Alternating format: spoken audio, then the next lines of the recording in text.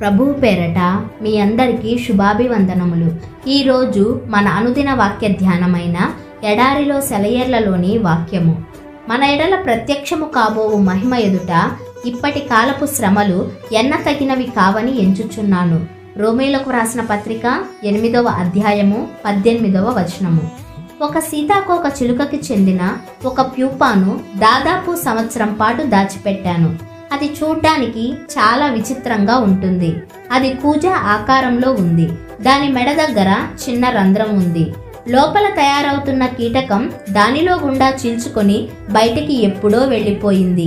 ఖాళీ ప్యూపాకి కీటకం ఇంకా లోపలే ఉన్న ప్యూపాకి ఆకారంలో ఏమీ తేడా లేదు.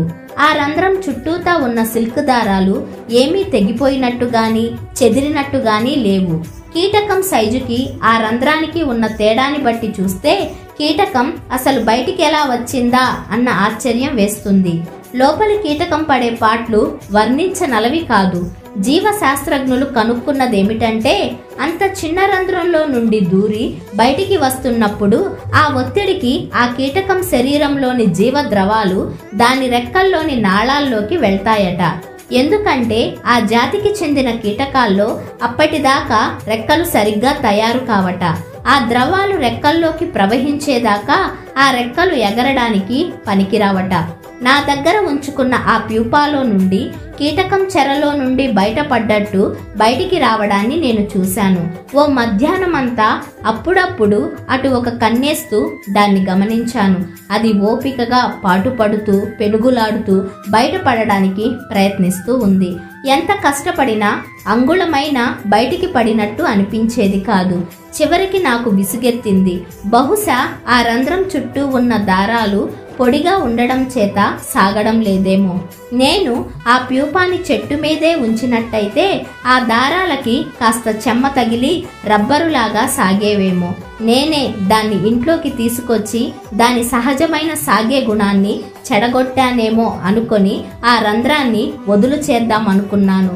దాని సృష్టికర్త కంటే ఎక్కువ జ్ఞానం జాలి నాకే ఉన్నట్టు దానికి సహాయం చేద్దామనుకున్నాను.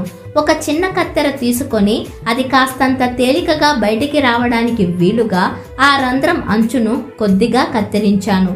చూస్తుండగానే హాయిగా తేలికగా ఆ కీటకం తన ఉబ్బిన శరీరాన్ని ఈడ్చుకుంటూ బయటికి వచ్చేసింది. దాని రెక్కలు మాత్రం కృశించిపోయి చిన్న చిన్న చింతాకులంత ఉన్నాయి. ఆ జాతి కీటకాల రెక్కలు వెడల్పుగా ఇంద్రధనస్సు రంగులలో మెరిసిపోతుంటాయి. ఆ రెక్కలు విచ్చుకుంటాయని మిరుమిట్లు గొలిపే ఆ రంగులు అలరిస్తాయని నేను ఆ కీటకం వంక ఆతృతగా చాలాసేపు చూశాను. ఆ రంగులన్నీ ఉన్నాయి గాని కంటికి కనిపించని చిన్న చిన్న బొట్లుగా ఉన్నాయి. నేను అనవసరంగా కల్పించుకొని ఆ రంగులన్నీ పూర్తిగా రూపుదిద్దుకొనకుండా చేశాను. కీటకాన్ని అలా బయటికి రప్పించడం గర్భస్రావం లాంటిది తప్ప మరేమీ కాదు. అది ఆకాశ వీధుల్లో రెక్కలార్చి ఎగిరిపోవలసింది. దయనీయంగా నా ఎదుట నేల మీద కాసేపు పాకింది అంతే. బాధలో చిరాకులో దుఃఖంలో అయోమయంగా తిరుగులాడుతూ ఉండేవాళ్లని చూస్తూ దీన్ని గురించి నేను చాలాసార్లు ఆలోచించాను. క్రమశిక్షణను కత్తెరతో కత్తిరించేసి పూర్తి బలం తెచ్చుకునే అవకాశాన్ని జారవిడుచుకుంటారు దూరదృష్టి లేని మనుషులు. కాసేపు ఉండి అంతరించిపోయే బాధను మనల్ని ప్రేమించే ముందు చూపగల జ్ఞానవంతుడైన దేవుడు మన కోసం సిద్ధం చేస్తే మనం దాని నుండి మొహం చాటేసి అవిటివాళ్లుగా మిగిలిపోతాము. మన తండ్రి తన పిల్లల్ని ప్రేమిస్తాడు గనుకనే తన పరిశుద్ధతలో వాళ్ళు పాలు పంచుకోవాలని వాళ్ళని శిక్షకు గురి చేస్తాడు. ఆయన పథకం ప్రకారం మన అంతం మహిమకరమై ఉంటుంది. అందుకనే వాళ్ళు ఏడ్చి గోల పెట్టినా ఆయన చెలించడు. మనం శ్రమల మూలంగా మచ్చలేని వాళ్ళంగా అవుతాము. దేవుని పిల్లలు విధేయత అనే శిక్షణ పొంది శ్రమల ద్వారా మహిమలోకి ప్రవేశిస్తారు.